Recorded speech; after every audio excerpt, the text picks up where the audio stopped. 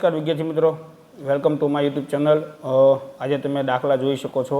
ખાસ આજે આપણે ચર્ચા કરવાની છે મિત્રો વર્ગ અને વર્ગમૂળની, બરાબર। અને આના પછી આપણે જોવાનું છે નેક્સ્ટ વિડીયોમાં ઘન અને ઘનમૂળ।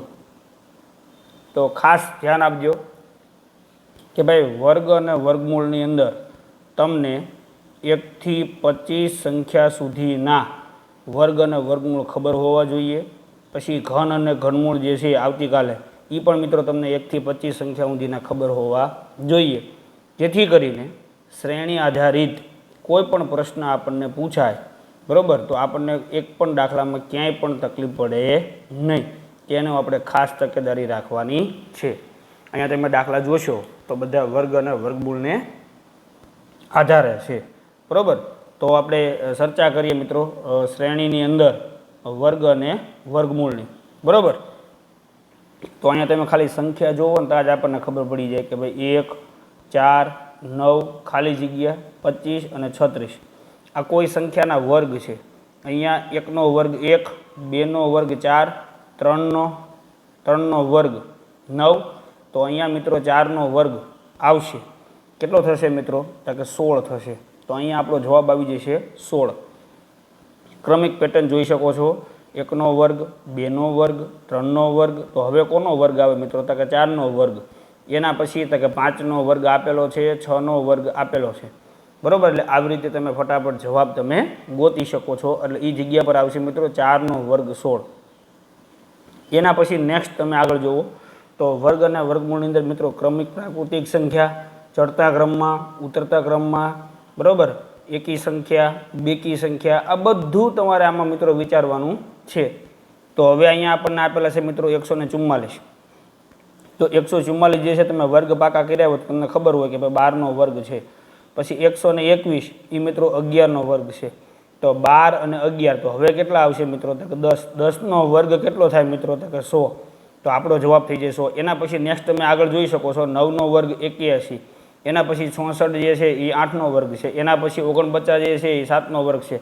તો ક્રમિક ઉતરતા ક્રમમાં તમને સંખ્યા આપેલી છે, એટલે ચડતો ક્રમ, ઉતરતો ક્રમ, એકી સંખ્યા, બેકી સંખ્યા, આ બધું તમારે વિચારી લેવાનું રહેશે। એના પછી નેક્સ્ટ આપણે જોઈએ મિત્રો દાખલા નંબર 3। અહીંયા તમને 9 આપેલા છે, 4 આપેલા છે, 9 છે, 16 છે, 25 છે, 36 છે અને ખાલી જગ્યા છે। તો 9 જે છે મિત્રો એ 3 નો વર્ગ છે, 16 જે છે એ 4 નો વર્ગ છે, 25 જે છે એ 5 નો વર્ગ છે, 36 જે છે એ 6 નો વર્ગ છે। તો ક્રમિક 3, 4, 5, 6, તો હવે કોનો વર્ગ આવે મિત્રો? તો કે 7 નો વર્ગ 49 અહીંયા આવશે અને તમારો જવાબ થઈ જશે। એના પછી 8 નો વર્ગ આપેલો છે, એના પછી 9 નો વર્ગ તમે જોઈ શકો છો 81 આપેલો છે, એટલે ક્રમિક ચડતા ક્રમમાં છે। ચાલો એના પછી નેક્સ્ટ અલગ અલગ દાખલાઓ જે છે મિત્રો અલગ અલગ રીતે પૂછાતા હોય છે। હવે અહીંયા તમે જુઓ તો 1 નો વર્ગ, 9 તો કે 3 નો વર્ગ, 25 તો કે 5 નો વર્ગ, 49 તો કે 7 નો વર્ગ। તો હવે અહીંયા કોને લખશું? તો તમે અહીંયા જોઈ શકો છો 1 નો વર્ગ, 3 નો વર્ગ, 5 નો વર્ગ, 7 નો વર્ગ, ક્રમિક એકી સંખ્યા લીધી છે। તો 7 પછીની એકી સંખ્યા આવે 9, તો 9 નો વર્ગ કેટલો થાય મિત્રો? 81। તો અહીંયા આપણો જવાબ 81 આવશે। એના પછી તમે જો 9 પછી કોણ આવે? તો કે 11, તો કે 11 નો વર્ગ 121 તમને અહીંયા આપેલો છે। એટલે કે ક્રમિક એકી સંખ્યાનો વર્ગ અહીંયા કરેલો છે, એટલે 81 જવાબ આમાં આવશે। એના પછી નેક્સ્ટ આપણે જોઈએ મિત્રો દાખલા નંબર 5 ની અંદર। તો તમને અહીંયા આપેલા છે મિત્રો 441। તો 441 જે છે એ 21 નો વર્ગ છે, 400 જે છે મિત્રો એ 20 નો વર્ગ છે, પછી 361 જે છે મિત્રો એ 19 નો વર્ગ છે, 324 જે છે એ 18 નો વર્ગ છે। તો હવે અહીંયા કોણ આવશે મિત્રો? તો કે 17 નો વર્ગ, 21, 20, 19, 18 ક્રમિક ઉતરતા ક્રમમાં છે।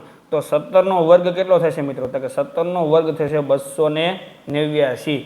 આ બધા તમારે ફરજિયાત જે કોઈએ પાકા નથી કર્યા તો એને પાકા કરી લેવાના રહેશે। ચાલો એના પછી નેક્સ્ટ દાખલા નંબર 6। જો આવા પ્રકારની શ્રેણી પણ પરીક્ષામાં પૂછાઈ શકે છે। અહીંયા તમને 2 1 હારે આપ્યા તમે જોઈ શકો છો, બરોબર, બબ્બે તમને જૂથ આપેલા છે, એટલે 1 નો વર્ગ 1 તમને આપેલો છે, 2 નો વર્ગ 4, બરોબર, 3 નો વર્ગ 9, 4 નો વર્ગ 16, 5 નો વર્ગ 25, તો 6નો વર્ગ 36 આવો ઓપ્શન તમારે ગોતવાનો રહેશે, 6 અને 36, બરાબર. એટલે આવા પ્રકારના દાખલા પણ પરીક્ષાની અંદર પૂછાઈ શકે છે. ચાલો એના પછી નેક્સ્ટ આપણે જોઈએ મિત્રો, તો કે 7 નંબરનો દાખલો. અહીંયા 400 આપેલા છે અને એની બાજુમાં 20 આપેલા છે. તો 400નું વર્ગમૂળ કોણ થાય? તો કે 20. 361નું વર્ગમૂળ કોણ થાય? તો કે 19. તો 324નું વર્ગમૂળ કોણ થશે મિત્રો? તો કે 18. તો અહીંયા આપણો જવાબ આવશે 18. તો આવી રીતે વર્ગમૂળને આધારે પણ તમને પરીક્ષાની અંદર દાખલાઓ પૂછી શકે. તો 1થી માંડી અને 25 સંખ્યા સુધીના વર્ગ અને વર્ગમૂળ, ઘન અને ઘનમૂળ તમારે ફરજિયાત મિત્રો પાકા કરી લેવાના રહેશે. આજે આપણે વર્ગ અને વર્ગમૂળનો વિડીયો જોયો. આવતીકાલે તમે મિત્રો ઘન અને ઘનમૂળનો વિડીયો તમે પણ આવી રીતે જોશો. એટલે જેથી કરીને શ્રેણીના આધારે પરીક્ષામાં કેવા પ્રકારના દાખલા પૂછાય છે એ આપણે આવતીકાલે સંપૂર્ણ રીતે પૂરું થઈ જશે. એના પછી તમામ બધા નિયમો ભેગા કરી અને એના આધારે આપણે દાખલા પ્રેક્ટિસ માટેના આપણે જોવાના છે. જેટલા દાખલાની મિત્રો આપણે પ્રેક્ટિસ વધારે કરશું એટલો જ આપણને વધારે ફાયદો રહેશે. તો આઈ હોપ કે મિત્રો તમને આજનો મુદ્દો સમજાઈ ગયો છે. આના પછીના નેક્સ્ટ વિડીયોમાં મળશું. ત્યાં સુધી આવજો મિત્રો. જય હિન્દ, જય ભારત.